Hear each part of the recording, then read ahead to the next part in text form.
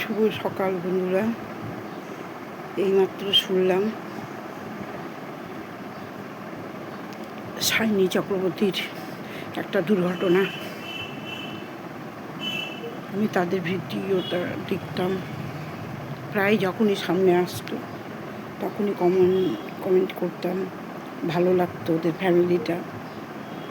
সায়নী চক্রবর্তী হলো সুসাইড করেছে। কেন যে সুসাইড করলো, এত বড় কাজ কেন যে করলো,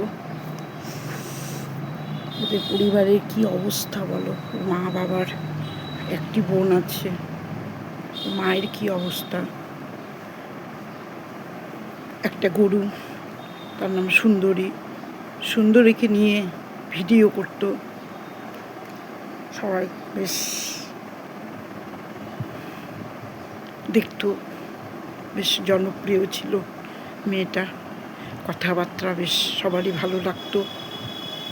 কেন যেরকম করলো মেয়েটা? এত হাসি খুশি মেয়েটা, এত ভালো মেয়েটা।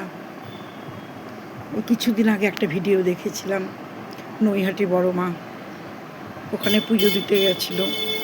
ওখানে গিয়ে একটু সামান্য একটু প্রবলেম হয়েছিল ওদের।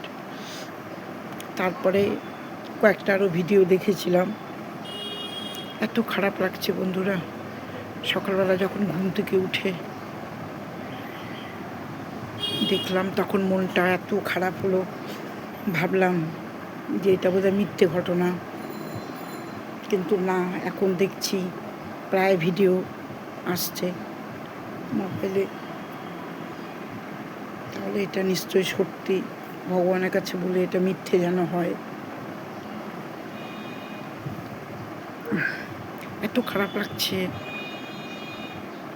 ভাবতে পারবে না। স্বামী মেয়েটা এত ভালো ছিল, ওর মাও খুব ভালো, কথাবার্তা সুন্দর।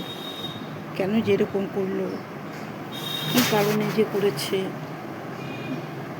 কিছুই ভাবতে পারছি না যে কেন এরকম করেছে। মেয়েটা এত হাসি খুশি, এত ভালো। সেদিন কি একটা পরীক্ষা দিয়ে রেজাল্ট বেরোলো কয়েকদিন আগে, সেটাও ভিডিও করেছিল, দেখেছিলাম। জানি না এটা সত্যি কি মিথ্যা, কিন্তু নেটে দেখছি প্রায় এরকম ভিডিও করছে। যদি মিথ্যা হয় সেটাই ভালো। যাই হোক, যদি খারাপ কিছু হয় তাহলে ভগবানের কাছে প্রার্থনা করছি তার শান্তির কামনা করে। আর মিথ্যে যেন হয়, এটাই ভগবানের কাছে প্রার্থনা করছি। ঠিক আছে বন্ধুরা, তোমরাও দেখো। ভালো লাগছে না, কি যে ভাষা খুঁজে পাচ্ছি না, কি বলবো। মেয়েটার কথা, মুখটা বারবারে ভেসে আসছে।